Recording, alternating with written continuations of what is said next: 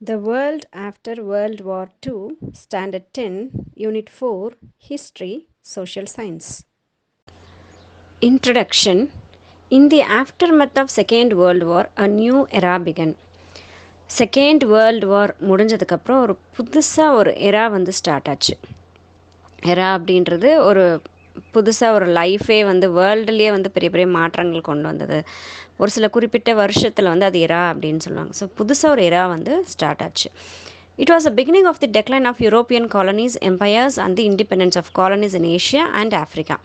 இந்த எராவுடைய பிகினிங் எப்படி இருந்தது அப்படின்னா, இந்த எரா எப்போலேருந்து எடுத்தாங்க அப்படின்னா, இந்த யூரோப்பியன் காலனிஸ் இருந்தது. யூரோப்பியன் அப்படின்னும் போது இந்த இங்கிலாந்து அந்த மாதிரியான கண்ட்ரிஸ் என்ன பண்ணாங்க, வேறு கண்ட்ரீஸு வேறு காண்டினென்ட்ஸ்க்கெல்லாம் போயிட்டு அவங்கள அந்த இடத்துல இருக்கிறவங்கள வந்து அடிமையாக்கி அவங்க மூலிமா இவங்க வந்து பெனிஃபிட்ஸ் வந்து பார்த்துட்டு இருந்தாங்க. அதான் வந்து காலனிஸ்ன்னு சொல்கிறோம் இல்லையா. ஸோ அந்த காலனிஸில் இவங்களுடைய யூரோப்பியன்ஸுடைய பவர் வந்து குறைய ஆரம்பிச்சுது. அதுதான் வந்து இந்த நியூ எராவுடைய பிகினிங். அதே மாதிரி அந்த காலனிஸில் முக்கியமாக ஏஷியா, ஆஃப்ரிக்கா இந்த காண்டினென்ட்ஸில் இருக்கக்கூடிய அவங்களுடைய பவர்ஸில் இருந்த சில காலனிஸ்க்கு வந்து இண்டிபெண்டன்ஸ் கிடச்சிது, விடுதலை கிடச்சிது. ஸோ அதுக்கப்புறம் தான் வந்து நிறைய மாற்றங்கள் உருவாச்சு இந்த வேர்ல்டு வார் டூக்கு அப்புறம். If the effects of the World War I led to the Communist Revolution of Asia. The Second World War played a big part in the Communist Revolution in China. World war ஒன்னுக்கு அப்புறம் பார்த்திங்கன்னா communist revolution ஏற்பட்டுச்சு, புரட்சி, communism புரட்சி வந்து ரஷ்யாவில் ஏற்பட்டுச்சு. அதே மாதிரி வேர்ல்டு வார் டூ உடைய எண்டுக்கு அப்புறம் பார்த்திங்கன்னா அதே கம்யூனிஸ்டுடைய புரட்சி வந்து சைனாவில் ஏற்பட்டுச்சு. The emergence of the US and the USSR as superpowers resulted in the division of the world into two antagonistic blocks. இந்த வேர்ல்டு வார் டூக்கு அப்புறம் பார்த்திங்கன்னா யூஎஸும் யூஎஸ்எஸ்ஆரும் பெரிய பெரிய பவர்ஸாக வந்து இவங்க உருவாக்கிட்டாங்க. உருவாகினதுக்கப்புறம் ரெண்டு ஆன்டகோனிஸ்ட் பிளாக்ஸாக வந்து நம்ம வேர்ல்டே பார்த்திங்கன்னா ரெண்டு பெரிய பெரிய பவர்ஸ்க்கு கீழே இருக்கிற மாதிரி வந்து இது உருவாயிடுச்சு. Cold war situation triggered deadly conflicts in Korea, Cuba, Vietnam and West Asia. இந்த கோல்டு வார் அப்படின்றது பார்த்திங்கன்னா அந்தந்த உள்நாட்டில் ஏற்படக்கூடிய அந்த பூசல்கள்லாம் இருக்கு இல்லையா. ஸோ அந்த மாதிரியான விஷயம் சொல்லுவாங்க. ஸோ உள்ளுக்குள்ளேயே பார்த்திங்கன்னா அந்தந்த உள்ளுக்குள்ளேயே பார்த்திங்கன்னா நிறைய ப்ராப்ளம்ஸ், நிறைய பிரச்சனைகள், நிறைய போர்கள்லாம் வந்து நடந்தது. முக்கியமாக சொல்ல போனால் Korea, Cuba, Vietnam, west Asia இந்த மாதிரி இடங்களில் கோல்டு வார்ஸ் ஏற்பட்டுச்சு. Under the Marshall Plan for reconstruction of war ravaged Europe, the US won the trust of the great powers in Europe. So இந்த மார்ஷல் பிளான் ஒன்று பண்ணாங்க. என்னென்னா வார் முடிஞ்சதுக்கப்புறம் அந்த வாரில் ஏற்படக்கூடிய டேமேஜை வந்து ரீகன்ஸ்ட்ரக்ட் பண்ணுறது, மறுபடியும் உருவாக்குறது யூரோப்பில் முக்கியமாக அப்படின்னும் போது யூஎஸ் வந்து இவங்களுடைய நம்பிக்கையை வந்து எடுத்துச்சு. இவங்க ஒரு கிரேட் பவர்ஸாக வந்து யூரோப்பில் இருந்தாங்க. யூஎஸ்காரங்க Soviet Russia, by demonstrating solidarity with the liberation struggles of countries in Asia and Africa, earned the goodwill of the later. So Soviet Union என்ன பண்ணுச்சு அப்படின்னா தான் தனிச்சு நிற்கிற மாதிரியும் லிபரேஷன் ஸ்ட்ரகிள்ஸ், அதாவது காலனி ஏஷியா, ஆஃப்ரிக்காவில் இருக்கக்கூடிய கண்ட்ரீஸ்க்கு வந்து லிபரேஷனாக விடுதலைக்காக அவங்க போராட்டங்களில் வந்து இவங்க தனிச்சு நின்று இவங்களுக்கு சப்போர்ட் பண்ணுற மாதிரியான விஷயங்கள் இருந்ததுனால இந்த ஏஷியா, ஆஃப்ரிக்கா இந்த மாதிரி கண்ட்ரீஸில் இவங்களுக்கு நல்ல பேர் இருந்தது. The non aligned movement played limited role in containing the conflict between the two power blocs. இந்த நான் அலைன்மெண்ட் மூமெண்ட்டுன்னு ஒன்று நடந்தது. ஸோ அதில் என்ன ஆச்சு அப்படின்னா இந்த ரெண்டு பெரிய பெரிய பிளாக்ஸ் பவர்ஸ் இருக்குல்ல, யூஎஸ், யூஎஸ்எஸ்ஆர் ரெண்டு பெரிய பெரிய பவர்ஸ் இருக்கு இல்லையா. ஸோ அவங்களுடைய அந்த சண்டையில் வந்து இவங்களால பெரிய ஒரு விஷயமாக வந்து அவங்களால ஹெல்ப் பண்ண முடியல. அதாவது நான் அலைன் மூமெண்ட்டால் இந்த யூஎஸ்க்கும் யூஎஸ்எஸ்ஆருக்கும் நடந்த பெரிய பிரச்சனைகளில் இவங்களால நிறைய விஷயங்கள் செய்ய முடியாமல் இருந்தது. In a bid to wriggle on of US control, European countries started the European movement in the form of council of Europe. So இங்கே யூஎஸுடைய கண்ட்ரோல் வந்து வெளியே வரணும்னு சொல்லிட்டு இந்த யூரோப்பியன் கண்ட்ரிஸ் வந்து பிளான் பண்ணாங்க. ஸோ அதனால் என்ன பண்ணாங்க, யூரோப்பியன் மூமெண்ட்ஸ்னு ஒரு சில விஷயங்கள் ஆரம்பித்து அது மூலயமா கவுன்சில் ஆஃப் யூரோப் அப்படின்னு சொல்லிட்டு ஒன்று ஆரம்பித்தாங்க. அதாவது யூரோப்பில் இருக்கக்கூடிய அந்த கண்ட்ரிஸ் எல்லாம் ஒன்றா சேர்ந்து ஒரு குரூப் மாதிரி ஆரம்பிக்கிறது, அசோசியேஷன் மாதிரி ஆரம்பிக்கிறது, அந்த மாதிரியான விஷயங்கள் ஆரம்பித்தாங்க. ஏன்னா யூஎஸுடைய கண்ட்ரோல்லேருந்து அவங்க வெளியே வந்துடணும் அப்படின்ற ஒரு பிளானில் இருந்தாங்க. This developed into a European common market and finally into what is today the European Union. இந்த மாதிரி உருவானது தான் வந்து இப்போ என்ன சொல்கிறோன்னா யூரோப்பியன் காமன் மார்க்கெட்டுன்னு சொல்கிறோம். ஃபஸ்ட்டு ஆரம்பிக்கும் போது அது யூரோப்பியன் காமன் மார்க்கெட்டுன்னு சொன்னாங்க. அதை வந்து இப்போ நம்ம என்ன சொல்கிறோன்னா யூரோப்பியன் யூனியன் அப்படின்னு சொல்லுவோம், EU அப்படின்னு சொல்லுவோம். The cold war period ended with the fall of Berlin wall. இந்த உள்நாட்டு பூசல்கள்லாம் ஏற்பட்டுட்டு இருந்துச்சு இல்லையா, அது எப்போ முடிஞ்சது அப்படின்னா பெர்லின் வால் வந்து இடித்து தகர்த்து எடுத்தாங்க. ஸோ அதுக்கப்புறம் இந்த நாட்டுக்குள்ளே நடந்தக்கூடிய அந்த பூசல்கள்லாம் வந்து கோல்டு வார் வந்து முடிவடைஞ்சிருச்சு. Chinese revolution. சைனா இந்த ப்ரீ வார் பீரியட். ஸோ வாருக்கு முன்னாடி சைனா எப்படி இருந்தது அப்படின்னா, in its long history Chinese civilisation was more advanced than that of Europe. So பழங்காலத்து ஹிஸ்ட்ரி நம்ம எடுத்துக்கிட்டோம் அப்படின்னா சைனாவில் தான் வந்து அந்த சிவிலைசேஷன் இருந்தது.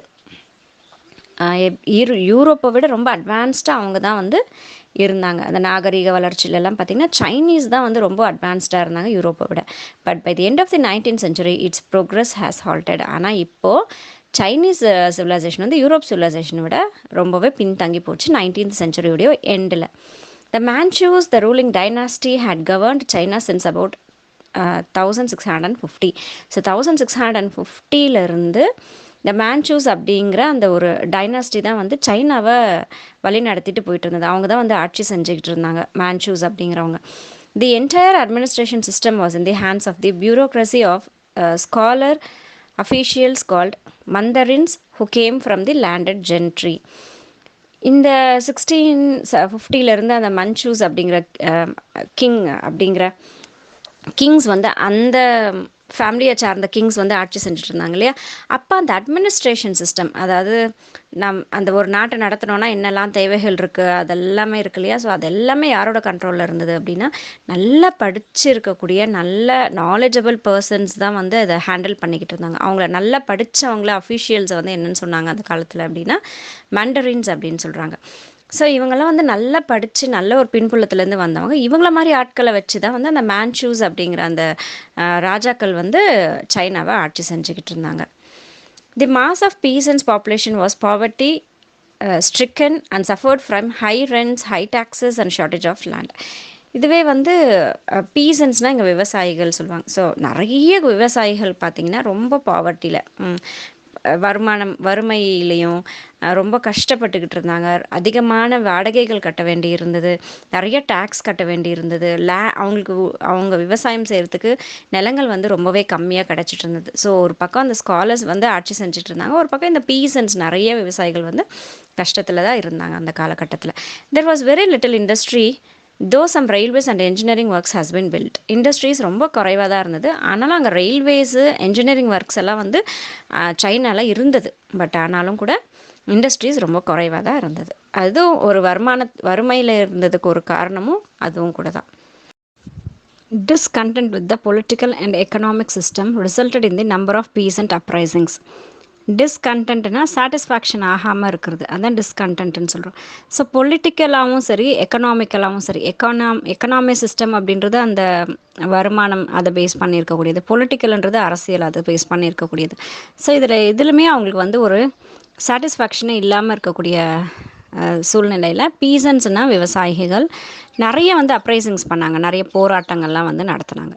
The Taiping Rebellion 1850-64 was a major rebellion. இங்கே ரெபிலியன்ன்றது புரட்சி. ஸோ டைப்பிங் ரெபிலியன் அப்படின்றது ரொம்ப பெரிய ஒரு புரட்சியாக வந்து அந்த காலகட்டத்தில் இருந்தது. இந்த 2 opium wars of 1832 and 1848, China was defeated and was compelled to open its port to Western powers. OPM Wars அப்படின்னு 2 வார்ஸ் நடந்தது. 1832லையும் 1848லையும் வந்து நடந்தது. அப்போ சைனா வந்து தோற்கடிக்கப்பட்டுருச்சு யூரோப்பியன் பவர்ஸால். அதனால என்ன பண்ணாங்க, சைனாவை கம்பல் பண்ணி கட்டாயமாக ஓப்பன் பண்ணியே ஆகணும் அப்படின்னு சொல்லிட்டு வெஸ்டர்ன் பவர்ஸ்க்காக, அதாவது அவங்களுடைய நாட்டு வழியாக யூரோப்பியன் கண்ட்ரீஸில் இருந்து அவங்களுடைய போர்ட்ஸ், அவங்களுடைய துறைமுகங்களை வந்து யூஸ் பண்ணிக்கிறதுக்கு இவங்க பெர்மிஷன் கொடுக்கணும் அப்படின்னு சொல்லிட்டு அவங்களை கம்பல் பண்ணி ஓப்பன் பண்ண வச்சாங்க. The opening of the China to western imperialism led to economic exploitation and the impoverishment of the Chinese people. So இந்த வெஸ்டர்ன் இம்பீரியலிசம்க்கு அவங்க ஓப்பன் பண்ணி விட வேண்டிய ஒரு சூழ்நிலை வந்துருச்சா. அதனால என்ன ஆச்சுன்னா நிறைய சைனா நாட்டிலேருந்து அந்த யூரோப்பியன்ஸ் வந்து இவங்கள அடிமையாக்கி வச்சுருந்தாங்க இல்லையா, அவங்களுடைய சைனாவில் வந்து ஒரு சில இடங்கள் அவங்களுடைய கண்ட்ரோலில் வச்சுருந்தாங்க இல்லையா, அங்கேருந்து நிறைய வந்து எக்கனாமிக்கல் வைஸாக எக்ஸ்ப்ளாய்ட் பண்ணாங்க, நிறைய சுரண்டல்கள் வந்து பண்ணாங்க. அதனால் சைனீஸ் நாட்டில் இருந்த அந்த மக்களுடைய அந்த வறுமை வந்து வருமானம் வந்து ரொம்பவே வந்து வறுமைக்கு கொண்டு போய் விட்டுருச்சு அவங்கள. The European presence produced a profound ஹேட்டட் ஆஃப் ஃபாரினர்ஸ். ஸோ இந்த நிறைய யூரோப்பியன் மக்கள் வந்து சைனாக்குள்ளே வர ஆரம்பித்தாங்களா, அதனால் என்ன ஆச்சு, அந்த ஃபாரினர்ஸை பார்த்தாவே இவங்களுக்கு பயங்கர ஒரு ஒரு வெறுப்பு வந்து உருவாக ஆரம்பிச்சிருச்சு லோக்கலில் இருக்கக்கூடிய மக்களுக்கு, சைனீஸ் மக்களுக்கு. This combined with military defeat led to more freezing demands for reforms with the western educated intellectuals. So இப்போ என்ன ஆச்சு, ஏற்கனவே மக்களுக்கு வந்து இந்த ஃபாரினர்ஸை பார்த்தா பிடிக்கல. அது மட்டும் இல்லாமல் இந்த மிலிட்ரியுடைய டிஃபீட் வேறு, இந்த சைனீஸ் வந்து தோற்கடிக்கப்பட்டாங்க இல்லையா, அதுவும் வேறு. நிறைய வந்து டிமாண்ட்ஸ் வந்து சைனீஸ் பீப்புள் மேலே அவங்க யூரோப்பியன் கண்ட்ரிஸ் வந்து வச்சாங்க. ஸோ இதனால் என்ன ஆச்சு அப்படின்னா, இந்த வெஸ்டர்ன் எஜுகேஷன் இன்டெலெக்சுவல்ஸ் எல்லோரும், அதாவது வெஸ்டர்ன் எஜுகேஷன் படிச்சிருக்கக்கூடிய ஆட்கள்லாம் இருப்பாங்க இல்லையா, ஸோ அவங்கள வச்சு நிறைய மாற்றங்கள் வந்து கொண்டு வந்தாங்க.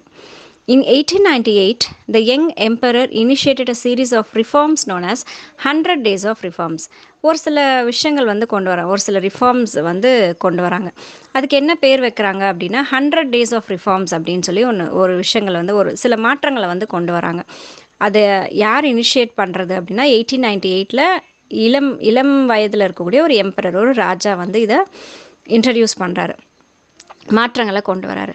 But these reforms aroused tremendous opposition from the powerful conservatives and the Dowager Express Z. So இந்த 100 days ரிஃபார்ம்ஸ் கொண்டு வந்தாங்க இல்லையா, அது வந்து யாருக்குமே வந்து பிடிக்காமல் போயிடுச்சு. இதனால் நிறைய உள்நாட்டு பூசல்கள் ஆரம்பிச்சிருச்சு. இதை எதிர்த்து நிறைய பேர் வந்து போர்க்கொடி தூக்க ஆரம்பிச்சிட்டாங்க. இந்த ரொம்ப கன்சர்வேட்டிவாக இருக்கக்கூடிய அந்த அங்கேயே வந்து ரொம்ப வாழ்ந்த மக்கள்லாம் இருப்பாங்க இல்லையா, அவங்கெல்லாம் வந்து இதை அப்போஸ் பண்ண ஆரம்பிச்சிட்டாங்க. எஸ்பெஷலி டொவேகர் எம்ப்ரஸ் ஜி அப்படிங்கிற டொவேகர் எம்ப்ரஸ், இங்கே எம்ப்ரஸ்னால் அந்த ராஜா, பெரும் பேரரசர் சொல்லுவாங்க இல்லையா, ஸோ அவங்க ஜி அப்படிங்கிறவங்களும் இதை வந்து அப்போஸ் பண்ணாங்க. She இம்ப்ரெசன்ட் the emperor and reserve the reforms. So அவங்க என்ன பண்ணாங்க, அந்த எம்பரரை வந்து இம்ப்ரெசன்ட் பண்ணிட்டாங்க, ஜெயிலில் போட்டாங்க. ஜெயிலில் போட்டு இந்த ரிஃபார்ம்ஸ் கொண்டு வந்த மாற்றங்கள் கொண்டு வந்தாங்க இல்லையா, அதெல்லாம் வேண்டாம் அப்படின்னு சொல்லிட்டு அதை அபாலிஷ் பண்ணிட்டாங்க. த சைனீஸ் ரெவல்யூஷன் 1911 சைனீஸ் புரட்சின்னு ஒன்று நடந்தது. அது என்னன்னு பார்க்கலாம். The disintegration of the Manchu dynasty began with the death of dowager empress in 1908. So Manchu dynasty அப்படிங்கிறது ஒரு பெரிய டைனாஸ்டி, அது வந்து கொஞ்சம் டிஸ்இன்டகிரேட் ஆக ஆரம்பிச்சிச்சு. டிஸ்இன்டகிரேஷன் அப்படின்னா பிரிய ஆரம்பிச்சிச்சு, சின்ன சின்ன டைனாஸ்டியாக அது பிரிய ஆரம்பிச்சிச்சு. எப்போனா டோவேகருடைய எம்ப்ரஸ்னால் ராஜா ராணிகள் இருக்காங்க இல்லையா, ஸோ அவங்களுடைய டெத்துக்கு அப்புறம் தான் 1908 அப்புறம் தான் என்ன ஆச்சு அப்படின்னா மஞ்சு டைனாஸ்டி கொஞ்சம் கொஞ்சமாக பிரிய ஆரம்பிச்சிருச்சு. The new emperor was 2 years old and the provincial governors began to assert their independence. So புதுசாக இப்போ எம்பரர் வந்தாங்க இல்லையா, அவங்க வந்து ஜஸ்ட் 2 வருஷம் தான் அவங்களுக்கு வயசு. அப்போ என்ன ஆனாங்க, அந்த ஒவ்வொரு இடத்துக்கும் கவர்னர்ஸ் இருப்பாங்க இல்லையா, அவங்கெல்லாம் என்ன பண்ணாங்க, அவங்களுடைய இடத்த தனித்தனியாக இண்டிபெண்ட்டாக, இது தனி நாடு, இது தனியாக எனக்கு தான் சொந்தம் அப்படின்னு சொல்லிட்டு அங்கங்கே இருந்த தனித்தனி கவர்னர்ஸ், நிறைய இடங்கள் ஒன்றா சேர்ந்து தான் மஞ்சு டைனாஸ்டியாக இருந்தது. அது எல்லாமே அங்கங்கே ஒவ்வொரு கவர்னரை வச்சு மெயின்டைன் பண்ணிக்கிட்டு இருந்தாங்க. இப்போ அங்கங்கே இருக்கிற கவர்னர்ஸ் அவருடைய டெத்துக்கு அப்புறம், டோவேகர் எம்ப்ரஸ் அவருடைய டெத்துக்கு அப்புறம் அவங்களுடைய அடுத்த எம்பரருக்கு 2 வயசு தான் ஆகுதுன்றதுனால என்ன பண்ணாங்க, அந்தந்த கவர்னர் அந்தந்த இடத்துக்கு நான் தான் கிங் அப்படிங்கிற மாதிரி அவங்க எல்லாருமே இண்டிபெண்டன்ஸை பிரகடனம் செய்கிறாங்க. In October 1911, the local army mutinied and the revolt spread. So October 1911 என்ன ஆச்சு, லோக்கலில் இருக்கக்கூடிய ஆர்மியை வந்து செயல்பட வச்சுட்டு ரிவோல்ட் வந்து அப்படியே இந்த சண்டை வந்து அப்படியே ஸ்ப்ரெட் ஆக ஆரம்பிச்சிருச்சு. Provincial governors remove the Manchu garrisons and proclaim their independence. So இந்த ப்ரொவிஷன்ஸில் இருக்கக்கூடிய அந்த கவர்னர்ஸ் இருக்காங்களே அவங்கெல்லாம் என்ன பண்ணாங்க, இந்த கேரிசன்ஸ் அப்படின்றது வந்து அந்த ஆர்மி மக்கள் இருக்கக்கூடிய அந்த இடத்த வந்து கேரிசன் சொல்லுவோம். அந்த ஆர்மிக்கு தேவையான திங்ஸ் எல்லாம் வச்சுருப்பாங்க, அதை வந்து கேரிசன் சொல்கிறோம். ஸோ அதை ரிமூவ் பண்ணி விட்ட உடனே என்ன ஆயிடுச்சு அப்படின்னா, தான் வந்து தனிப்பட்ட ஒரு நாடு அப்படிங்கிற மாதிரி, தனிப்பட்ட ஒரு இண்டிபெண்ட்டாக சுயேட்சையாக ஆட்சி செய்யக்கூடிய திறமை எனக்கு இருக்குது அப்படிங்கிற மாதிரி அங்கங்கே இருக்கக்கூடிய அந்த கவர்னர்ஸ் வந்து சொல்ல ஆரம்பிச்சிட்டாங்க. Already there were a few middle class leaders. So அந்த இடத்துல ஆல்ரெடி மிடில் கிளாஸ் லீடர்ஸும் கூட இருந்தாங்க. Doctor Sun Yat Sen was one among them. இவங்களில் ஒருத்தர் தான் டாக்டர் சன்யாட் சென் அப்படிங்கிறவங்க. On hearing the news of the rising in the newspapers in the United States, Sun Yat Sen arrived in Shanghai and was immediately elected provisional president of new Chinese rebellion. So இந்த மாதிரி சைனாவில் வந்து இந்த மாதிரி அங்கங்கே தான் emperor தான் வந்து தனி இண்டிபெண்ட்டான கண்ட்ரி, இந்த மாதிரி நியூஸ் எல்லாம் வந்து நியூஸ் பேப்பரில் வந்துட்டு இருந்தது. யூஎஸில் யுனைடெட் ஸ்டேட்ஸில் வந்து சன்யாட் சென் வந்து அதை பார்க்குறாங்க. பார்த்த உடனே என்ன பண்ணாங்க, ஷாங்காய்க்கு அவங்க வந்துட்டாங்க, அதாவது சைனாக்கு அவங்க வந்துட்டாங்க. வந்த உடனே என்ன ஆகுதுன்னா, எலெக்ஷனில் சன்யாட் சென் தான் வந்து பிரசிடெண்ட்டாக வந்து செலக்ட் ஆகிறாங்க. நியூ சைனீஸ் ரிப்பப்ளிக் உருவாச்சு. அதாவது இங்கே ரிப்பப்ளிக் அப்படின்றது தன்னுடைய நாட்டுக்குன்னு இருக்கக்கூடிய தனிப்பட்ட அரசியலமைப்பு சட்டம் இருந்துச்சுன்னா அதை ரிப்பப்ளிக்குன்னு சொல்லுவாங்க. அதாவது நம்மளை ஆட்சி செஞ்சுக்கிறது, அதுதான் நம்ம ரிப்பப்ளிக் அப்படின்னு சொல்கிறோம். ஸோ இந்த புதுசாக உருவாகி இருக்கக்கூடிய இந்த சைனீஸ் ரிப்பப்ளிக் உடைய பிரசிடெண்ட்டாக சன்யாட் சென் வந்து எலெக்ட் ஆகுறாங்க. Yuan Shikai and after. So Yuan Shikai இருந்த காலகட்டம், அதுக்கப்புறம் என்ன ஆச்சுன்றதை இங்கே சொல்லியிருக்காங்க. The unity of China under Yuan Shikai lasted for 4 years. So 4 வருஷம் இவர் போராடி என்ன பண்ணுறாருன்னா, இந்த சைனா வந்து இப்படி குட்டி குட்டியாக பிரிஞ்சு போகக்கூடாது, ஒன்றா தான் இருக்கணும் அப்படின்ட்டு இவர் எவ்வளவோ வந்து அவங்கள ஒன்றா சேர்த்து வச்சுருந்தாரு 4 வருஷமாக. On his death in 1916, a new president was appointed for the next 12 years, but the government was central only in name. So அவருடைய இறப்புக்கு அப்புறம் இந்த யுவான் ஷிகாய் இறந்ததுக்கப்புறம் என்ன ஆச்சு அப்படின்னா, புதுசாக இன்னொரு பிரசிடெண்ட்டை வந்து அப்பாயிண்ட் பண்ணுறாங்க. அவர் வந்து 12 வருஷம் ஆட்சி செஞ்சார். 12 வருஷம் ஆட்சி செஞ்சுருந்தாலும் கூட சென்ட்ரல் கவர்மெண்ட் அப்படின்றது ஒரு வெறும் பேருக்கு மட்டும்தான் இருந்ததே ஒழிய, மற்றபடி அங்கங்கே இருக்க ப்ரொவிஷன்ஸுடைய கவர்னன்ஸ் வந்து அந்தந்த இடத்த வந்து அவங்க ஆட்சி செஞ்சுக்கிட்டாங்க. Communist Party of China. With the revolution and the breakup of the old society, Confucian thought was generally sidelined and after the Russian Revolution of 1917. So இப்போது அங்கே புரட்சி ஏற்பட்டுக்கிட்டு இருந்ததா, பழைய சொசைட்டி வந்து பிரேக்கப் ஆகிடுச்சா, அந்த பெருசாக இருந்த அந்த மஞ்சு டைனாஸ்டி பிரேக்கப் ஆகிடுச்சா. ஸோ இந்த மாதிரி சூழ்நிலை என்ன ஆச்சு, கான்ஃபியூஷியன் தாட் அப்படின்றது ஒரு இது வந்து இவங்களுக்கு உருவாச்சு. அப்போது இந்த தாட் எதுக்கு அப்புறம் உருவாக்குது அப்படின்னா, அந்த ரஷ்யன் ரெவல்யூஷன் வந்து 1917 நடக்குது. ரஷ்யாவில் ஒரு பெரும் புரட்சி நடக்குது. அந்த புரட்சிக்கு அப்புறம் தான் வந்து இவங்களுக்கு அந்த கான்ஃபியூஷியன் தாட் வந்து இவங்களுக்கு வர ஆரம்பிச்சது. இந்த கம்யூனிஸ்ட் பார்ட்டி, சைனாவில் இருக்கக்கூடிய கம்யூனிஸ்ட் பார்ட்டியில் இருக்கிறவங்களுக்கு. ரஷ்யன் ரெவல்யூஷன் எப்போ நடக்குதுன்னா 1917 நடந்தது. இந்த ideas of Marx and Lenin became popular among intellectuals. So இப்போது இந்த ரெவல்யூஷனில் என்ன ஆச்சுன்னா, மார்க்ஸ் அப்படிங்கிறவருடைய ஐடியாஸும் இந்த லெனின் அப்படிங்கிற அவருடைய ஐடியாஸ் எல்லாம் பார்த்திங்கன்னா நிறைய படிச்சிருக்கிறவங்களுக்கு அதெல்லாம் நிறைய புரிய ஆரம்பிச்சிருச்சு. ஸோ இதுடைய அந்த ஐடியாஸ் எல்லாம் வந்து எல்லாருக்குமே இந்த கம்யூனிஸ்ட் பார்ட்டிஸ்க்கு வந்து பிடிக்க ஆரம்பிச்சிருச்சு. In 1980, a society for the study of Marxism was formed in begging university. So Marxism அப்படிங்கிற ஒரு ஸ்டடியே வந்து இதில் ஆரம்பிச்சிருச்சு.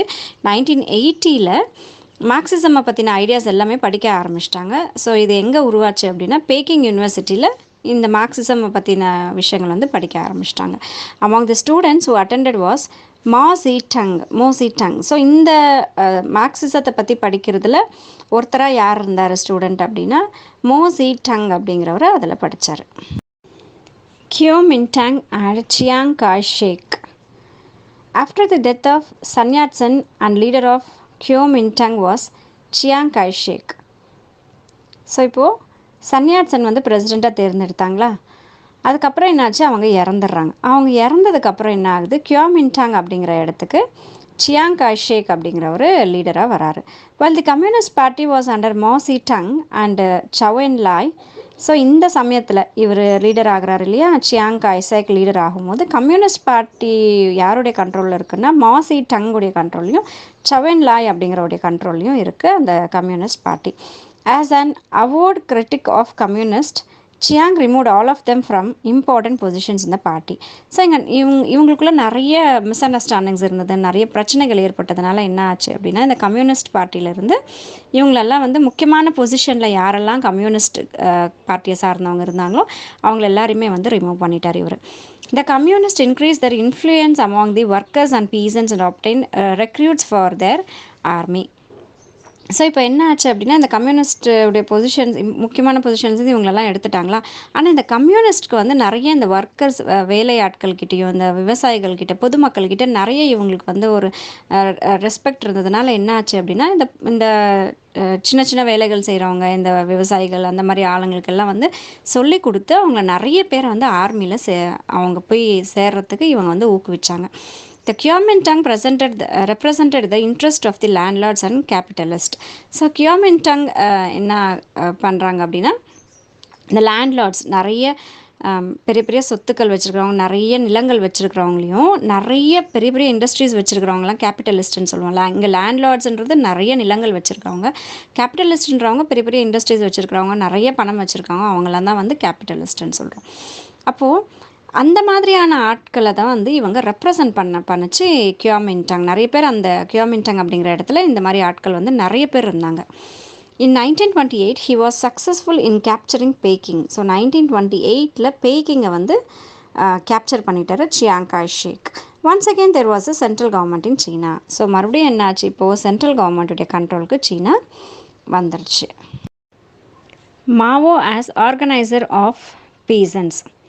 ஸோ மாவோ தான் இப்போ என்ன ஆச்சுன்னா, இந்த பீசன்ஸ்னால் இங்கே விவசாயிகள். ஸோ அவங்களெல்லாம் ஆர்கனைஸ் பண்ணக்கூடிய ஒரு இடத்துல மாவோ இருந்தாங்க. Mao has understood that the Kuomintang grip on the towns was very strong. So கியோமின்டனுடைய கிரிப் வந்து டவுன் பக்கமாக இருக்கிறவங்கக்கிட்ட கிரிப் ரொம்ப ஸ்ட்ராங்காக இருந்தது அப்படின்றத மாவோ புரிஞ்சுக்கிட்டது. So he concentrated his energies on organising the peasantry. So இப்போது எளிமையாக இருக்கக்கூடிய மக்கள் அந்த விவசாயிகள் அவங்க பக்கம் அவங்களுடைய கான்சன்ட்ரேஷன் வந்து நகர்ந்துச்சு. A few hundred communists led by Mao retreated into the wild mountains. So சில கம்யூனிஸ்டால் லீட் பண்ணிக்கிட்டு இருக்க சில மக்கள் என்ன பண்ணாங்க, இந்த பெரிய பெரிய மவுண்டெயின்ஸ் எல்லாம் மலைகள் எல்லாம் இருக்கும் இல்லையா, ஸோ அந்த பக்கமாக அவங்களுடைய கான்சன்ட்ரேஷனும் மூவ் பண்ண ஆரம்பிச்சிச்சு. Here the stay for the next 7 years. So அந்த பெரிய பெரிய மலைகளில் இவங்க 7 வருஷம் தங்கி இருந்து அவங்களுக்கு உண்டான ஒர்க்கெல்லாம் வந்து செஞ்சாங்க. as the army of Mao was gradually growing, the Kuomintang was unable to penetrate the mountains. So இப்போ இந்த மாவோஸ் என்ன பண்ணாங்க அப்படின்னா, அவங்களுடைய ஆர்மியை வந்து அவங்க ஸ்ட்ராங் பண்ணிக்கிட்டே இருந்தாங்க. அப்போ இவங்க ரொம்ப ஸ்ட்ராங் ஆகிக்கிட்டே இருக்கும்போது என்ன ஆச்சுன்னா, கியோமின்டங்குடைய மக்களாலேயோ ஆர்மியாலேயோ என்ன ஆச்சுன்னா, இந்த மவுண்டெயின்குள்ளே அவங்களால உள்ளே நுழையவே முடியாது. ஏன்னா இவங்க வந்து பாதுகாப்பாக அதை இவங்களுடைய பாதுகாப்பை தாண்டி அவங்களால வர முடியாத ஒரு சூழ்நிலை ஏற்பட்டுச்சு. The campaign against the communists was distracted as Chiang Kai-shek had to deal with the constant threat from Japan. So இப்போது இந்த மாவோஸ்டையும் ஒன்றும் பண்ண முடியல சியாங் காய் ஷேக்கால். ஏன்னா ஜப்பான்கிட்ட இருந்து இந்த சியாங் காய் ஷேக் வந்து பயமுறுத்தல்கள் வந்து வந்துக்கிட்டே இருந்ததுனால இந்த கம்யூனிஸ்ட்டை எதிர்த்து இவரால் எதுவுமே பண்ணவும் முடியல. ஒரு பக்கம் இவங்களையும் ஒழிக்கணும்னு நினைக்கிறாரு, பட் ஆனால் ஜப்பான் பக்கத்துலேருந்து இவருக்கு ப்ரெஷர்ஸ் வந்துட்டு இருந்தது. ஸோ அதனால் அவரால் கம்யூனிஸ்ட் பக்கம் வந்து இது பண்ண முடியல, கான்சன்ட்ரேஷன் பண்ண முடியல. And also the attacks from warlords. அது மட்டும் இல்லாமல் ஒரு பக்கம் ஜப்பானும் வந்து இவருக்கு த்ரெட் கொடுக்குது, இந்த வார்லார்ட்ஸ் பக்கத்துலேருந்தும் இவருக்கு வந்து இந்த சியாங் காய் ஷேக் வந்து ப்ராப்ளம்ஸ் வந்துட்டு இருந்தது. இங்கே வார்லார்ட்ஸ் அப்படிங்கிறதான உள்நாட்டிலே வந்து கவர்மெண்ட்டை எதிர்த்து ப்ராப்ளம்ஸ் பண்ணிக்கிட்டே இருப்பாங்க, எல்லாம் செய்வாங்க இல்லையா, அவங்கள தான் வந்து நம்ம புரட்சிகள் செஞ்சுக்கிட்டு இருப்பாங்களே, புரட்சியாளர்கள் சொல்லுவாங்க, அவங்க தான் வந்து வார்லார்ட்ஸ்ன்னு சொல்கிறோம். The long March 1934. ஸோ ஒரு நீண்ட பயணம் ஒன்று பண்ணுறாங்க 1934. As Chiang Kai-shek has built a circle of fortified posts around the communist positions, Mao wanted to move out of Hunan for safer territory. So இப்போ சியாங் காய் ஷேக் என்ன பண்ணாங்க அப்படின்னா, ரவுண்டாக ஃபோர்ட்டிஃபை பண்ணாங்க, அதாவது கோட்டையை அமைச்சிட்டாங்க. இந்த கம்யூனிஸ்ட் இருக்காங்க இல்லையா, அந்த பகுதியை சுற்றி கோட்டையை வந்து அமைச்சிட்டாங்க. அப்போ மாவோஸ்க்கு இப்போ என்ன வேண்டியிருக்கு அப்படின்னா, அந்த ஹியூனன் அப்படிங்கிற இடத்துக்கு இவங்க வந்து மூவ் ஆகணும், அந்த இடத்துலேருந்து வெளியே வந்துடணும். ஏன்னா ரொம்ப சேஃபான இடத்துக்கு இவங்க போய் சேரணும். அதனால் by 1933 Mao has gained full control of Chinese communist party. So 1933 அந்த காலகட்டத்தில் பார்த்திங்கன்னா சைனீஸ் கம்யூனிஸ்ட் பார்ட்டியுடைய மொத்த கண்ட்ரோலும் மாவோவுடைய கைக்கு வந்துருச்சு. In 1934, the communist army of about 1 lakh set out on the long march.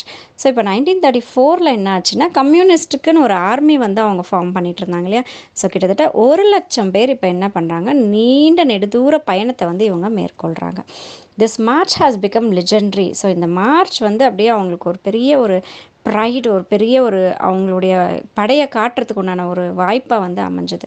Of the 1 lakh who set out, only 20,000 finally reached northern Shensi late in 1935. So இப்போ 1,00,000 பேர் அவங்களுடைய பயணத்தை ஆரம்பித்தவங்க வெறும் 20,000 பேர் தான் வந்து அந்த நார்தன் ஷெனாய் அப்படிங்கிற இடத்துக்கு வந்து சேர்ந்தாங்க. எப்போனா 1935. 1934 அவங்களுடைய பயணத்தை தொடர்றாங்க. 1935 ஒரு வருஷம் ஆகுது. ஒரு வருஷம் கழித்து 1,00,000 பேர் இருந்த அந்த ஆர்மியில் இப்போ வெறும் 20,000 பேர் தான் இருக்காங்க. After crossing nearly 6,000 miles. So இவங்க எவ்வளோ மைல்ஸை கடந்து வந்தாங்கன்னா 6,000 மைல் தூரத்தை வந்து அவங்க கடந்து வந்தாங்க. They were soon joined by other communist armies. So இந்த ஆர்மி, இந்த 20,000 ஆர்மி பீப்புள் வந்து இருந்தாங்க இல்லையா. ஸோ இந்த மிச்சம் மீதி இருந்த 20,000 ஆர்மி பீப்புள்ஸ் என்ன பண்ணுறாங்க அப்படின்னா அந்த ஆல்ரெடி இருந்த கம்யூனிஸ்ட் ஆர்மிஸோட இவங்களும் ஒன்றா சேர்ந்துக்கிட்டாங்க. By 1937 Mao had become the leader of over 10 million people. So 1937 இந்த மாவோஸ் என்ன பண்ணுறாங்க, 10 million பீப்புளுக்கு லீடராக இவங்க உருவாகிட்டாங்க. Japanese aggression. இங்கே அக்ரெஷன் அப்படின்றது வந்து கோவம், வெறுப்பு, அந்த மாதிரியான விஷயங்கள். Japan continue to occupy north Chinese provision while developing Manchurian as the military base. So Japan வந்து இப்போது நார்தன் சைனாவுடைய நார்த் பக்கமாக இருக்கக்கூடிய ப்ரொவிஷன்ஸ்க்கெல்லாம் வந்து இவங்க அப்படியே கண்டினியூ ஆகுறாங்க. ஜப்பானுடைய கண்ட்ரோலில் இருக்குது. அவங்க எதை பேஸ் பண்ணியிருந்தாங்கன்னா மஞ்சூரியாவுடைய மிலிட்ரி பேஸ் டெவலப்பிங்கில் வச்சுக்கிட்டு இவங்க வந்து அந்த இடத்துல இவங்க ஆட்சி வந்து செஞ்சுட்டு இருந்தாங்க. மாவோ believe that Chiang Kai Shek was necessary for some time to hold together Kuomintang to fight the Japanese. இப்போ மாவோஸ் என்ன நம்பினாங்க, 10 மில்லியன் மக்களுக்கு அவங்க வந்து லீடர் ஆனாங்க இல்லையா. ஸோ அவங்க என்ன நம்பினாங்க அப்படின்னா சியாங் காய் ஷேக்கை வந்து நம்ம கூடவே வச்சுருக்கணும். ஏன்னா கியோமின்டாங்கும் வந்து அவங்களுக்கு தேவைப்பட்டது. எதுக்குன்னா ஜாப்பனீஸை எதிர்த்து சண்டை போடுறதுக்காக அவங்களுடைய ஹெல்ப் வந்து இப்போ மாவோஸ்க்கு தேவைப்பட்டது. அதாவது இவங்க 2 பேரும் ஒன்றா சேர்ந்து பண்ணாதான் ஜாப்பனீஸை வந்து வெளியேற்ற முடியும் அப்படிங்கிற மாதிரி இவங்க யோசிக்கிறாங்க. As a sequence of this pragmatic policy the attacks on the communist gradually stopped. So இப்போ இவங்க வந்து கொஞ்சம் இறங்கி வந்துட்டாங்க இல்லையா. மாவோ வந்து சியாங் காய் ஷேக் கிட்ட போய் ஹெல்ப், நம்ம 2 பேரும் ஒன்றா சேர்ந்து இந்த ஒர்க்கை பண்ணணும் அப்படின்னு சொல்லி இவங்க போய் கேட்கும்போது இந்த கம்யூனிஸ்ட் மேலே இவங்க அட்டாக்ஸ் பண்ணிக்கிட்டு இருந்தாங்க இல்லையா. சியாங் காய் ஷேக் வந்து கம்யூனிஸ்ட் மேலே அட்டாக் பண்ணிகிட்டு இருந்ததை கொஞ்சம் கொஞ்சமாக அப்படியே ஸ்டாப் பண்ண ஆரம்பிச்சிட்டாங்க. Communist victory. இந்த கம்யூனிஸ்ட்ன்றது ஒரு குரூப் ஆஃப் மக்கள் இல்லையா. ஒரு இதை வந்து ரூல்ஸ் ரெகுலேஷன்ஸை ஃபாலோ பண்ணக்கூடிய ஒரு அசோசியேஷன். அவங்க அது ஒரு கட்சி ஆட்கள் மாதிரி. கம்யூனிஸ்ட்ன்றது ஒரு கட்சி மாதிரி. ஸோ கம்யூனிஸ்டுடைய விக்ட்ரி எப்படி இருந்தது அப்படின்னா, with the surrender of Japanese 1945 both the Kuomintang and the communists sought to occupy the Japanese areas. So இப்போ ஜப்பான் வந்து சரண்டர் ஆகிடுச்சு இவங்கக்கிட்ட 1945. அப்போ என்ன பண்ணாங்க, கியோமின்டாங்கும் அந்த கம்யூனிஸ்ட்டும் இப்போ என்ன பண்ணுறாங்க, ஜப்பானில் இருக்கக்கூடிய சில ஏரியாஸை போயிட்டு ஆக்குப்பை பண்ண ஆரம்பித்தாங்க, அவங்க கைப்பற்ற ஆரம்பித்தாங்க. In this race the Kuomintang was successful. So இப்போ இவங்க போய் என்ன பண்ணாங்க, ஜப்பானில் போய் சில இடங்களை கைப்பற்ற ஆரம்பிக்கும் போது கியோமின்டாங் வந்து இதில் சக்ஸஸ்ஃபுல்லாக வந்துருச்சு. The cities and railways soon fell into their hands. So ஜப்பானில் இருக்கக்கூடிய சில சிட்டிஸும் சில அந்த ரயில்வேஸும் இப்போ இவங்களுடைய கண்ட்ரோலுக்கு வந்துருச்சு.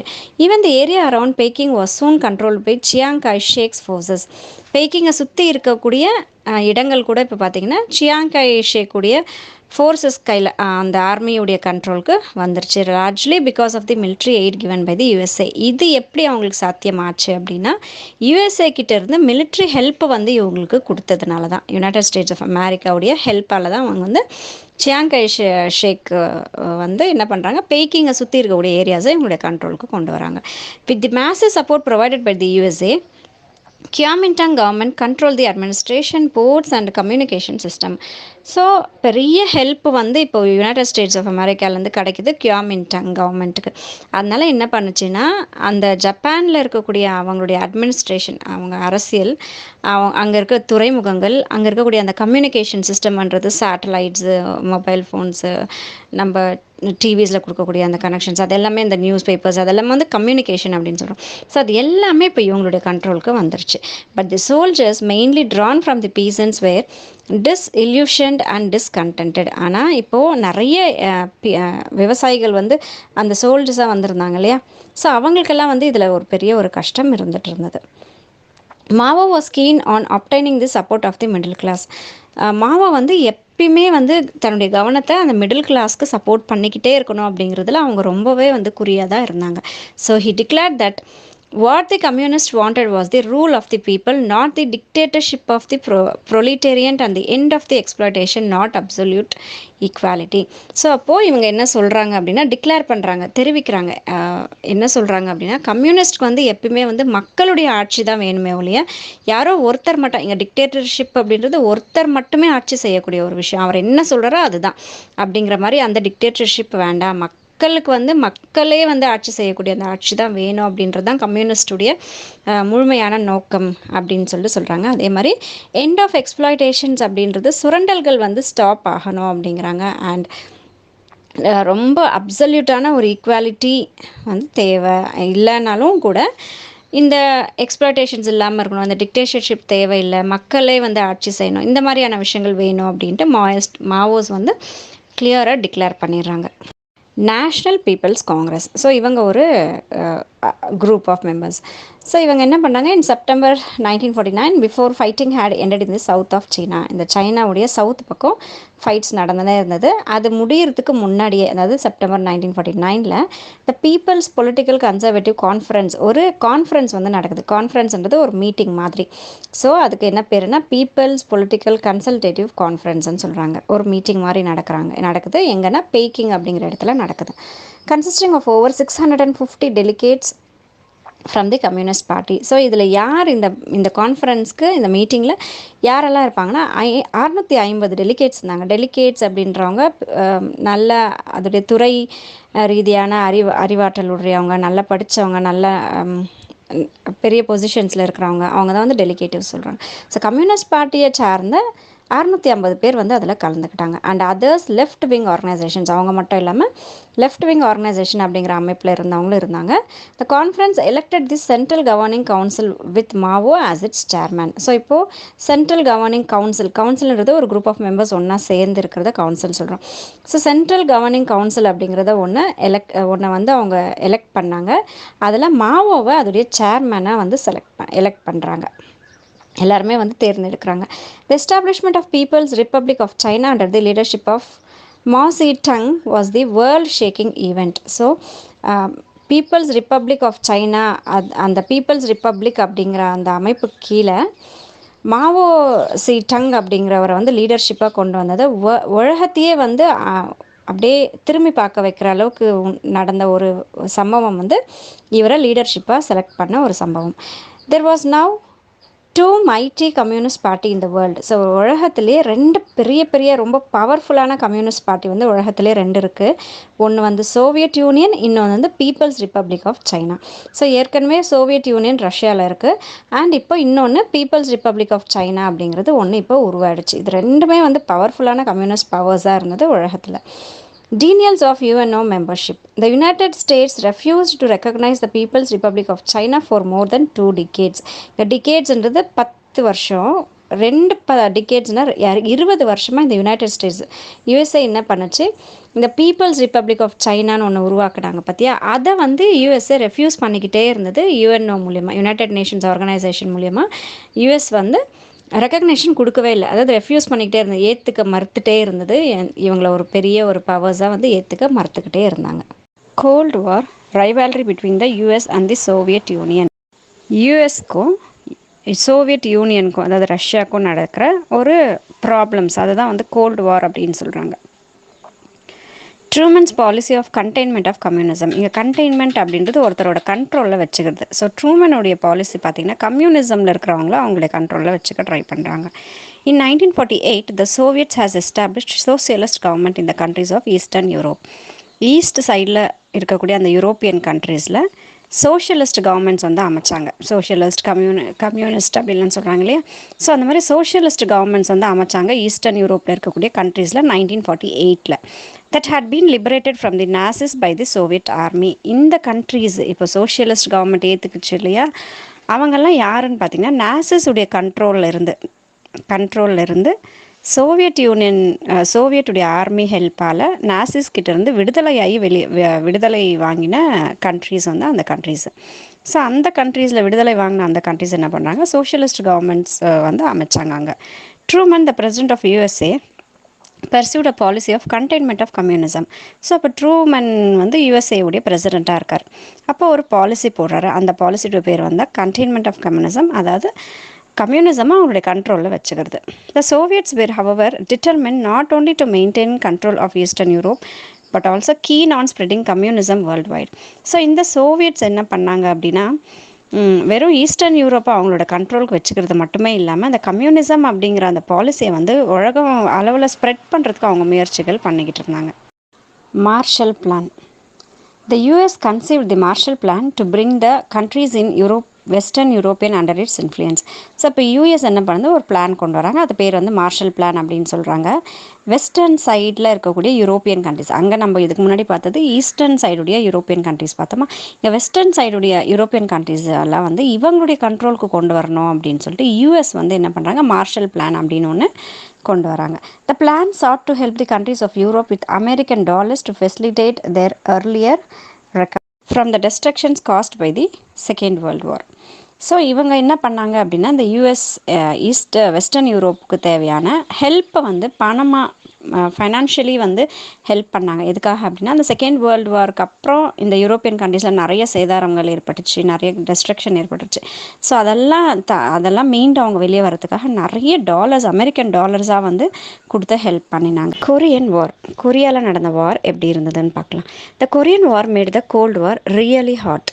ஸோ இங்கே நமக்கு கோல்டு வார் அப்படின்றது யூஎஸ்க்கும் யூஎஸ்எஸ்ஆருக்கும் நடந்த அந்த வாரை தான் வந்து கோல்டு வார்ன்னு சொல்கிறோம். ஸோ இந்த கோல்டு வார்க்கு இன்னமும் நிறைய ஊக்குவிக்கிற மாதிரி இருந்தது இந்த Korean war. Since Korea was partitioned as north and south 1945, each side sought to win legitimacy by unifying the country. So கொரியாவை நார்த் கொரியா, சவுத் கொரியா அப்படின்னு சொல்லி 1945 வந்து பிரித்தாங்க. அப்படி பிரிச்சும் போது என்ன பண்ணுறாங்க அப்படின்னா, நீ பெரிய ஆளா நான் பெரிய ஆளா அப்படிங்கிற மாதிரி பிரச்சனைகள் வந்துட்டு இருந்தது. ஸோ இந்த ரெண்டுத்தையும் ஒன்றா சேர்த்தணும் அப்படிங்கிற விஷயமும் நடந்துட்டு இருந்தது. ஃபஸ்ட்டு மாதிரியே நார்த் அண்ட் சவுத் கொரியாவை ஒன்றா சேர்க்கணும் அப்படிங்கிற மாதிரி ஐடியாவும் இருந்தது. The president of north Korea came to people's republic of Korea decided to act before his southern rival. So north கொரியாவுடைய பிரசிடெண்ட் அவருடைய பேர் வந்து கிம் டு பீப்புள்ஸ் ரிப்பப்ளிக், அந்த பார்ட்டியுடைய பிரசிடெண்ட் அவர். ஸோ அவர் என்ன பண்ணுறாரு, சவுத் கொரியா டிசைட் பண்ணுறதுக்குள்ள இவங்க வந்து டெசிஷன் எடுத்துட்டாங்க, முடிவு எடுத்துடுறாங்க ப்ராப்ளம் பண்ணுறதுக்காக. Syngman the republic of Korea got the chance. So இப்போ இந்த ரைவல் பண்ணுறதுக்கு, இந்த போர் நடத்துறதுக்கோ இல்லை பிரச்சனை பண்ணுறதுக்கோ இவங்க வந்து சான்ஸ் கிடச்சது. இப்போது சிங்மேன் அப்படிங்கிறவங்களுக்கு ஒரு சான்ஸ் கிடச்சது. He launched and attack in June 1950 with the tacit support of Stalin. So இப்போ என்ன பண்ணுறாரு, இந்த நார்த் கொரியாவில் தானே இருக்கார் சிங்மேன் அப்படிங்கிறவர். ஸோ அவரை அட்டாக் பண்ண ஆரம்பிக்கிறாரு சவுத் சைடு. ஜூன் 1950 இவருக்கு சப்போர்ட் பண்ணுறது யாருன்னா ஸ்டாலின் அப்படிங்கிறவர் சப்போர்ட் பண்ணுறாரு. Both Kim and Stalin did not expect the US to intervene. So இப்போ கிம்மும் எதிர்பார்க்கல, ஸ்டாலினும் எதிர்பார்க்கல. யூஎஸ் வந்து இவங்க விஷயத்தில் தலையிட ஆரம்பிச்சிட்டாங்க. யாருக்கு, சவுத் கொரியாவுக்கு ஹெல்ப் பண்ணுறதுக்கு அவங்களுடைய தலையீடு வந்துருச்சு. த வார் லாஸ்டட் ஃபார் 3 years. இந்த போர் வந்து 3 வருஷம் தொடர்ந்து நடந்துகிட்டே இருந்தது, north Korean south Korean war. The human cost was enormous. நிறைய மக்கள் வந்து இறந்து போயிட்டாங்க. But the Korean people gained nothing. ஆனால் இதனால் கொரியன் நாட்டில் வாழ்ந்த மக்களுக்கு எந்த ஒரு நன்மையும் ஏற்படலை. Third world countries. The capitalist countries led by the US were politically designated as the first world. So இப்போ யூஎஸ் உடைய சப்போர்ட் இருக்கக்கூடிய, யூஎஸ் உடைய யூஎஸ் உடைய சப்போர்ட்டால் கேபிட்டலிஸ்ட் கண்ட்ரீஸாக இருக்கக்கூடிய அந்த கண்ட்ரீஸ் எல்லாம் பார்த்திங்கன்னா ஃபஸ்ட் வேர்ல்டு அப்படின்னு சொல்லிட்டு அவங்க சொன்னாங்க. ஸோ பொலிட்டிக்கலியும் பார்த்திங்கன்னா அவங்க யூஎஸ் உடைய லீடில் தான் இருந்துகிட்டு இருந்தது. While communist states led by the Soviet Union came to be known as second world. Communist state யாரெல்லாம் வந்து சோவியட் யூனியனை பின்பற்றி இருந்தாங்களோ அந்த கண்ட்ரிஸ் எல்லாம் வந்து செகண்ட் வேர்ல்டுன்னு சொன்னாங்க. யூஎஸ் உடைய சப்போர்ட்டால் இருக்கக்கூடிய கண்ட்ரிஸ் எல்லாம் ஃபஸ்ட் வேர்ல்டு. யுஎஸ்எஸ்ஆருடைய அந்த ஒரு டைப்பில் இருந்தவங்கெல்லாம் second world. States outside these two were call third war. So இந்த ரெண்டோட கண்ட்ரோல்லையும் இல்லாமல் தனிச்சு நின்றாங்க இல்லையா சில கண்ட்ரிஸ், அவங்களெல்லாம் வந்து தேர்ட் வேர்ல்டு அப்படின்னு சொல்கிறாங்க. நான் அலைன்ட் மூமெண்ட், அதுதான் நாம் அப்படின்னு சொல்கிறோம். Non alignment movement emerged in the wake of decolonisation that followed World War two. World வார் டூக்கு அப்புறம் இந்த டீகாலனைசேஷன் அப்படின்னா என்னென்னா, மற்ற கண்ட்ரி மேலே ஒரு சில கண்ட்ரிஸ் வச்சுருந்தக்கூடிய அந்த கண்ட்ரோல், அதான் காலனைசேஷன் அப்படின்னு சொல்லுவோம்.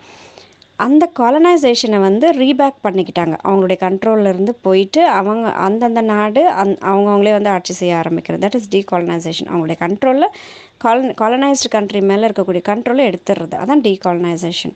ஸோ எந்தெல்லாம் கண்ட்ரீஸ் வந்து பார்த்திங்கன்னா இந்த வேர்ல்டு வார் டூக்கு அப்புறம் இந்த டீகாலனைசேஷன் நிறைய நடந்துட்டு இருந்தது, அந்த காலகட்டத்தில் தான் இந்த நான் அலைன்மெண்ட் மூமெண்ட் அப்படின்றது ஒன்று ஸ்டார்ட் ஆச்சு.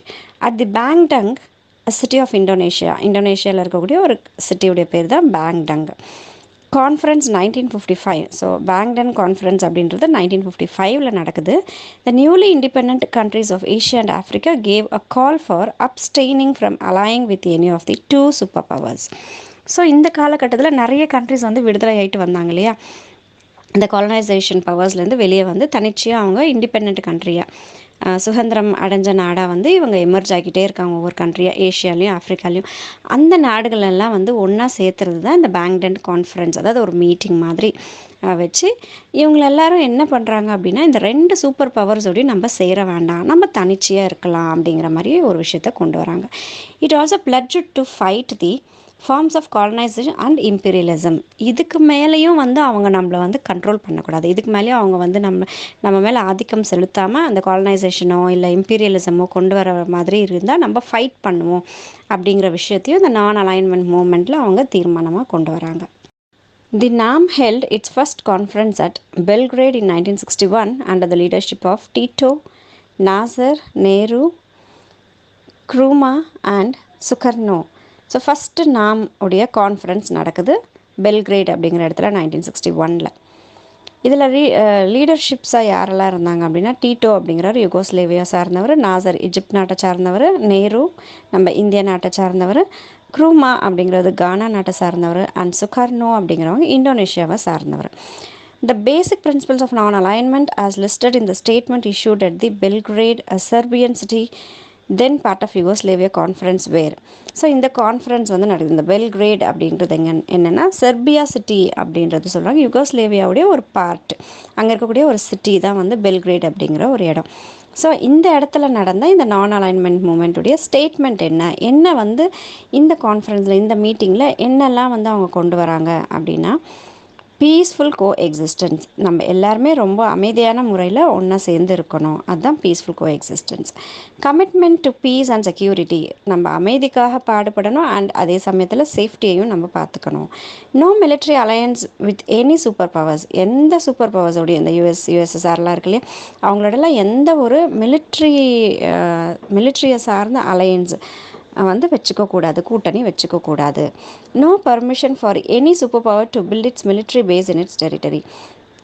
எந்த சூப்பர் பவராக இருந்தாலும் நம்ம நாட்டில் அவங்களுடைய மிலிட்ரி பேஸை வந்து அமைக்கிறதுக்கு நம்ம விடவே கூடாது நம்மளோட இடத்துல. இந்த மாதிரியான தீர்மானங்கள் வந்து இந்த நாம் உடைய கான்ஃபரன்ஸில் வந்து கொண்டு வராங்க. பெல்கிரேடில் நடந்தது 1961.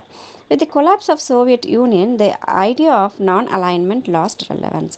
ஸோ இப்போ சோவியட் யூனியன் என்ன ஆச்சு, ஒரு காலகட்டத்தில் யுஎஸ்எஸ்ஆர் அப்படிங்கிற ஒரு பெரிய ஒரு இது வந்து பிரேக்கப் ஆகி குட்டி குட்டியாக ஆகிடுச்சு.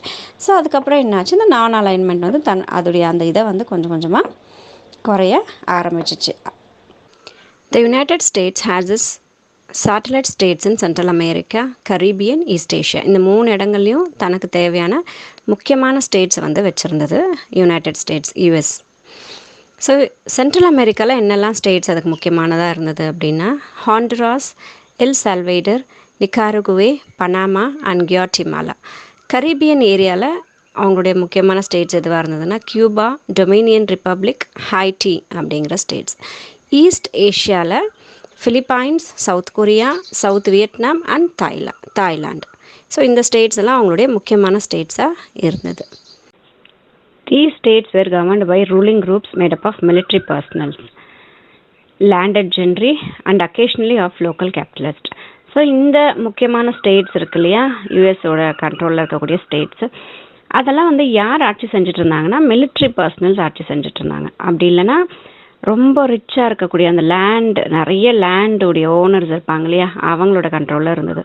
இல்லைன்னா லோக்கலில் இருக்கக்கூடிய கேபிட்டலிஸ்ட், லோக்கலில் இருக்கக்கூடிய ரொம்ப ரிச்சாக இருக்கக்கூடிய மெம்பர்ஸ், அவங்களாம் தான் வந்து இந்த இடங்கள்ல ஆட்சி செஞ்சுட்டு இருந்தாங்க. After Castro took power, the US won't oil refineries on the Island refuses to process Russian oil. Castro அப்படிங்கிறவர் பொறுப்பெடுத்ததுக்கப்புறம் என்ன பண்ணார், யூஎஸ் உடைய ஆயில் ரிஃபைனரிஸ் இருந்தது ஐலாண்டில். அதில் என்ன சொல்லிட்டாங்க அப்படின்னா, ரஷ்யாவை சார்ந்த ஆயில்ஸ் எல்லாம் வரந்தால் நாங்கள் ரிஃபைன் பண்ண மாட்டோம். ரிஃபைனிங்னா நம்ம பெட்ரோலியம்லேருந்து பெட்ரோல், டீசல், ஆயில் அதெல்லாம் பிரித்து எடுப்போம் இல்லையா, அதான் ரிஃபைன் பண்ணுறது. ஸோ அந்த ஒர்க்கை வந்து நாங்கள் பண்ண மாட்டோம், ரஷ்யன் ஆயிலுடைய ரிஃபைனரிஸ் நாங்கள் பண்ண மாட்டோம் அப்படின்னு சொல்லிட்டு காஸ்ட்ரோ சொன்னார். காஸ்ட்ரோ நேஷ்னலைஸ்டு தம். காஸ்ட்ரோ அது மட்டும் இல்லாமல் அந்த ஆயில் ரிஃபைனரிஸை வந்து நேஷ்னலைஸ் பண்ணிட்டார், தன்னுடைய நாட்டுக்கு அது சொந்தமானதுன்ற மாதிரி அதை பண்ணிட்டார். The US retaliated by ending the arrangement by which it brought the bulk of Cuba sugar. So இதனால் என்ன பண்ணுறாங்க அப்படின்னா, இந்த ப்ராப்ளமை தீர்க்கணும் இல்லையா, அப்போ என்ன பண்ணாங்க, கியூபாலேருந்து நிறைய சுகரை வந்து கொண்டு வந்துட்டாங்க. Castro nationalise the US own sugar companies. உடனே காஸ்ட்ரோ என்ன பண்ணார், சுகர் கம்பெனிஸ், யூஎஸ் உடைய சுகர் கம்பெனிஸை நேஷ்னலைஸ் பண்ணிடுச்சு, அந்த நாட்டுக்கு தான் கவர்மெண்ட்டுக்கு சொந்தன்ற மாதிரி கொண்டு வந்துட்டாங்க. And ended the US monopolies. இந்த சுகர் கம்பெனியும் அந்த ரிஃபைனரி கம்பெனியும் காஸ்ட்ரோ வந்து அந்த நாட்டுக்கே சொந்தன்ற மாதிரி பண்ணதுனால என்னாச்சு, யூஎஸ் உடைய அந்த ஒரு ஆதிக்கம் செலுத்துறது வந்து ஸ்டாப் ஆகிடுச்சு. அது மட்டும் இல்லாமல் எலக்ட்ரிசிட்டி அண்ட் டெலிஃபோன்ஸ் எல்லாமே வந்து யூஎஸ் கண்ட்ரோலில் இருந்தது, எல்லாமே வந்து இவங்களுடைய கண்ட்ரோலுக்கு கொண்டு வந்துட்டாங்க. All these gravely threatened American economic interest.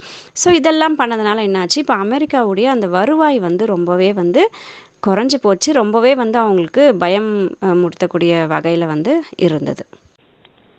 Cuban missile crisis. இங்கே மிசைல் அப்படின்றது ஏவுகணை சொல்லுவோம், ஒரு இடத்துல இருந்தே தூரமாக இருக்கக்கூடிய இடத்த வந்து அழிக்கிறதுக்கு யூஸ் பண்ணக்கூடியது மிசைல் அப்படின்னு சொல்கிறோம். ஸோ அதை கியூபன் மிசைலில் ஏற்படக்கூடிய பிரச்சனைகள், இங்கே crisis என்னும்போது problems.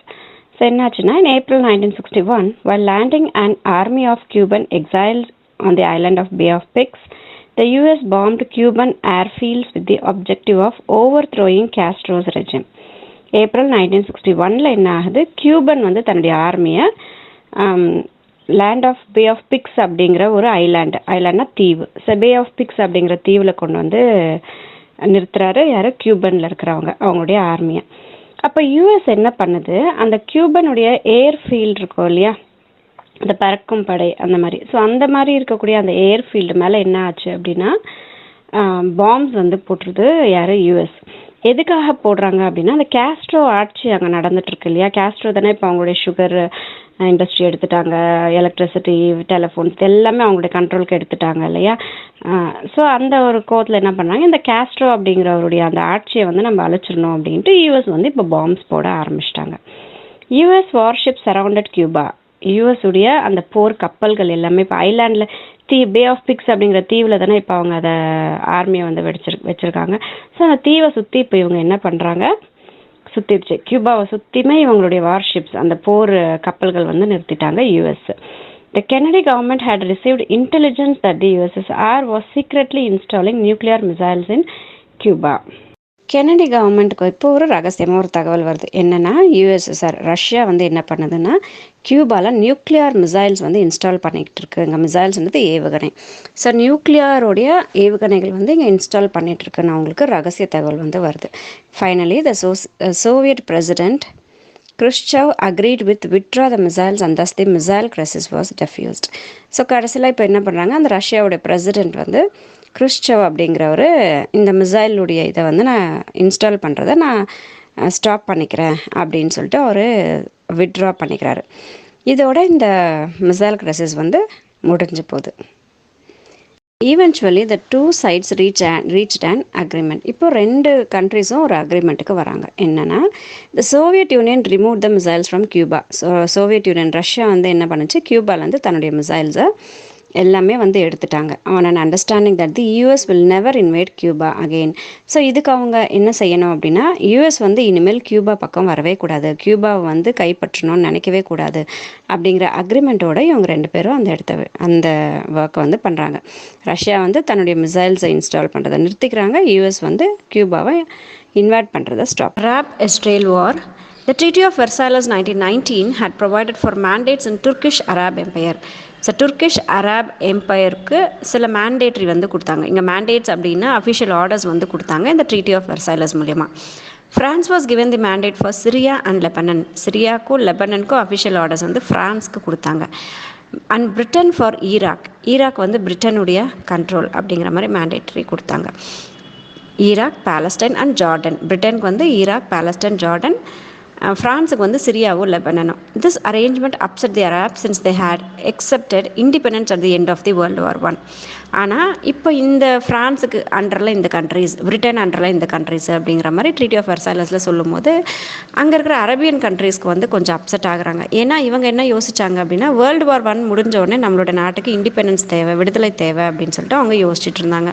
Britons promise to Zionist leaders that it would allocate one of the Arab lands Palestine to Jewish settlers from Europe further embittered the Arabs. Britain வந்து promise பண்ணுது என்னென்னா, Zionist லீடர்ஸ்க்கு வந்து promise பண்ணுறாங்க என்னென்னா, ஒரு அரப் கண்ட்ரியான பாலஸ்டீன் அப்படின்றது ஒரு Arab country. அந்த அரப் கண்ட்ரிக்கு யாருக்கு கொடுக்குறாங்கன்னா, யூரோப்லேருந்து வந்து செட்டில் ஆன ஜூவிஷ் இனத்தை சார்ந்த மக்களுக்கு வந்து அந்த பாலஸ்டீனை வந்து அலாட் பண்ணுறாங்க. ஸோ இது இன்னமும் இந்த அரேபியன் கண்ட்ரீஸில் வாழ்கிற மக்களுக்கு வந்து இன்னமும் வந்து கோவத்தை உண்டாக்குது. கோவம்னா ஒரு கசப்பு தன்மையை வந்து உண்டாக்குது. தேர் வாஸ் க்ரோயிங் அரப்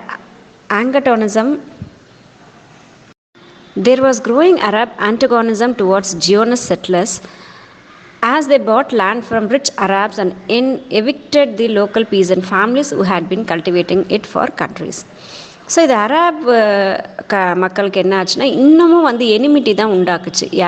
யாரை நோக்கினா, ஜியோனிஸ்ட் செட்டிலர்ஸை நோக்கி வந்து இன்னமும் ஒரு பகைமை தான் உண்டாக்குது. ஏன்னா இவங்க என்ன பண்ணுறாங்க, ரிச்சாக இருந்த அந்த அரப் மக்கள்கிட்ட இருந்து இவங்க லேண்டெல்லாம் பர்ச்சேஸ் பண்ணி அந்த லோக்கலில் இருக்கக்கூடிய விவசாயிகளுக்கு வந்து அவங்க கஷ்டப்படுத்தினாங்க. ஏன்னா பல 100 வருஷமாக வந்து அந்த லோக்கல் பீசன்ஸ் தான் வந்து அந்த லேண்டெல்லாம் வந்து விவசாயம் பண்ணிக்கிட்டு இருந்தாங்க. ஆனால் அவங்கக்கிட்ட இருந்து இவங்க ஜியோனிஸ்ட் செட்டிலர்ஸ் என்ன பண்ணாங்க, அவங்க லேண்டெல்லாம் வாங்கிக்கிட்டாங்க. அதனால் இவங்களுக்கு இன்னமும் அவங்க மேலே கோபம் ஏற்பட்டுச்சு. Leumi, Zionist paramilitary organizations and the Stern gang began to launch terror attacks on the large scale. So இப்போ நிறைய இதுக்குள்ளே ஒரு சின்ன கசப்புகள் எல்லாம் ஏற்பட்டுகிட்டே இருந்ததா. அதனால என்ன ஆச்சு அப்படின்னா, லியூமி அப்படிங்கிறவங்களும் ஸ்டர்ன் கேங் அப்படிங்கிறவங்களும் என்ன பண்ணாங்க, டெரர் அட்டாக்ஸ் வந்து நிறைய அங்கங்கே செய்ய ஆரம்பிச்சிட்டாங்க.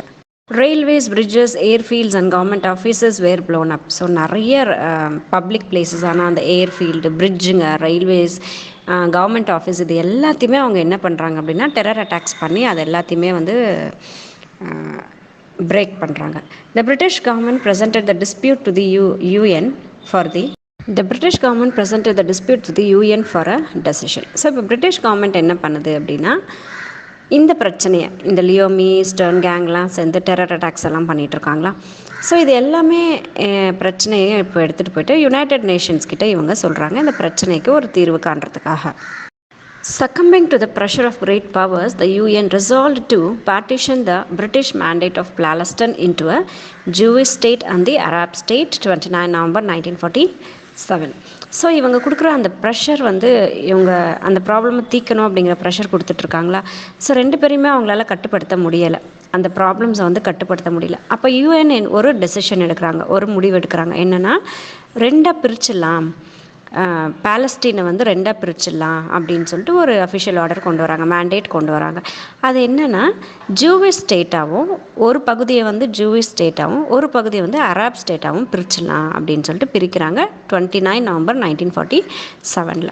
Clashes broke out almost immediately between Jews and Arabs in Palestine. So உடனே இது இன்னமும் அவங்களுக்கு வந்து கோவத்தை ஏற்படுத்தி என்ன ஆகுது, அரபு மக்களுக்கும் ஜூவிஷ் மக்களுக்கும் வந்து பயங்கரமான ப்ராப்ளம் வந்து அந்த இடத்துல பிரச்சனை வந்து உருவாகுது. The Israelis won control of the main road to Jerusalem and successfully repulsed repeated Arab attacks. So Israel's என்ன பண்ணுறாங்க அப்படின்னா, ஜெருசலேம் போகிறதுக்கு ஒரு மெயின் ரோடு வழி ஒன்று இருக்குது. ஸோ அதை என்ன பண்ணுறாங்க அப்படின்னா இவங்களுடைய கண்ட்ரோலுக்கு கொண்டு வந்துடுறாங்க.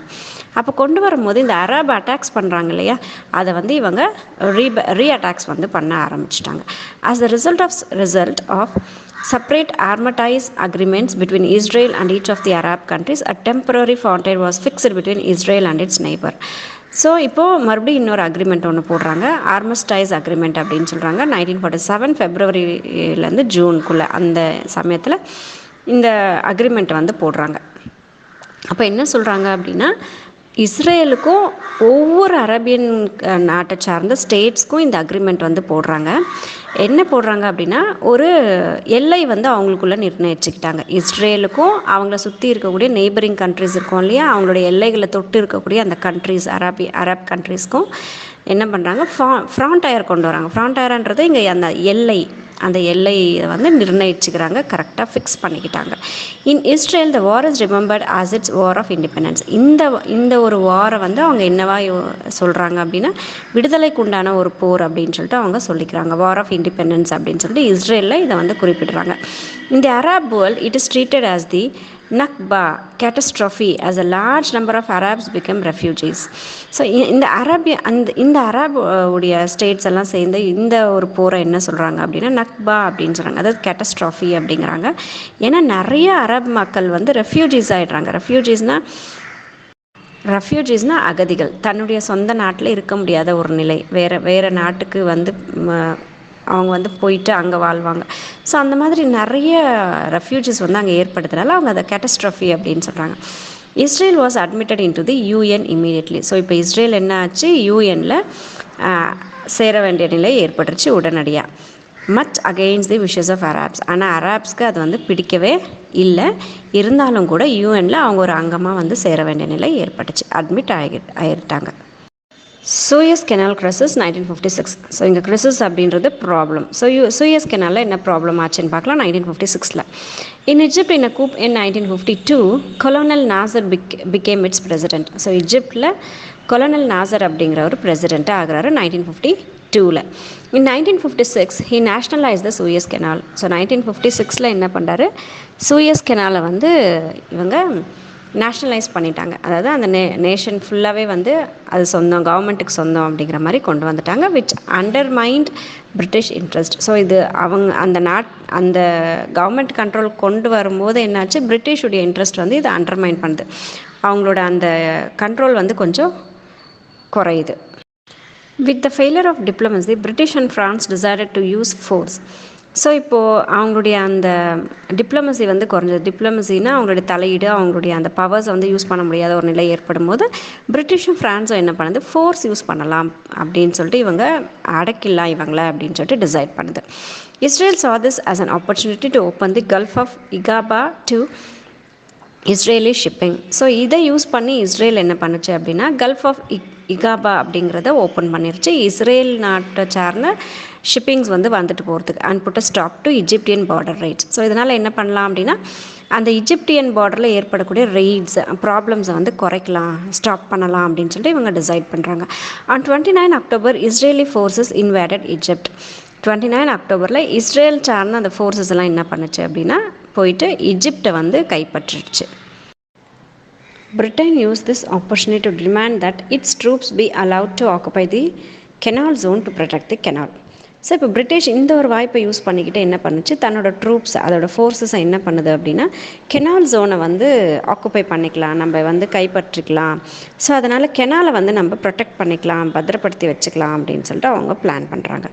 Egypt refused and on 31 October Britain and France bombed Egyptian airfields and other installations as well as the Suez Canal area.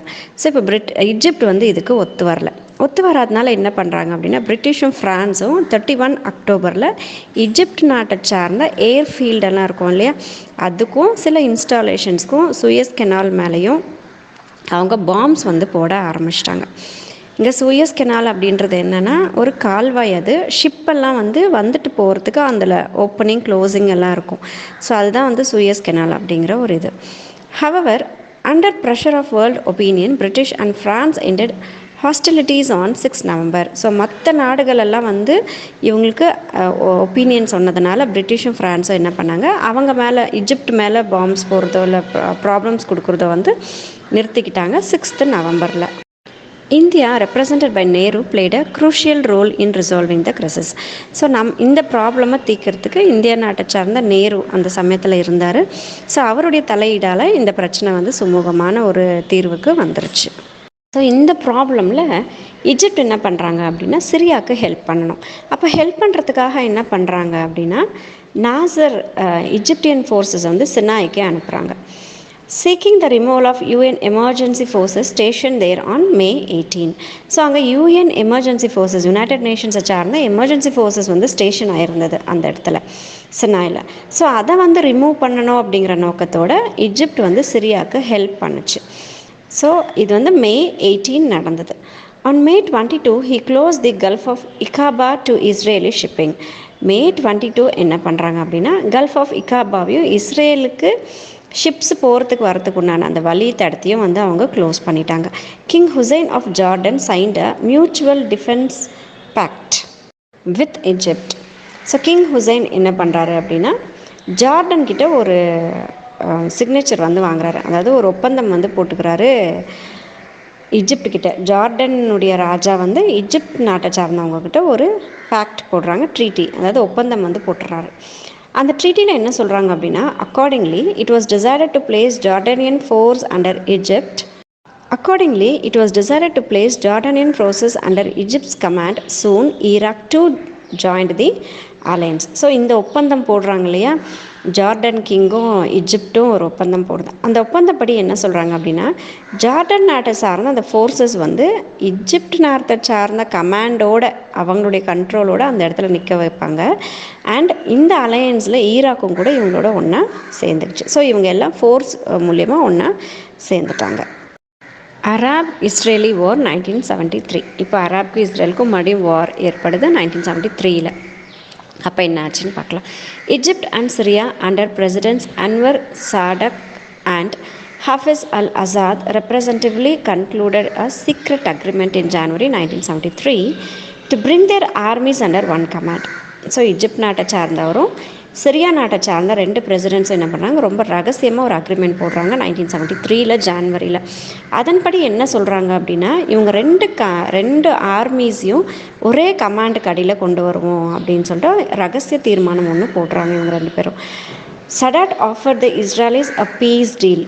இது மூலயமா என்ன பண்ணுறாரு சடாக் என்ன பண்ணுறாரு அப்படின்னா ஒரு அமைதியான ஒரு ஒப்பந்தம் இஸ்ரேலிஸ்க்கு கொடுக்குறாங்க.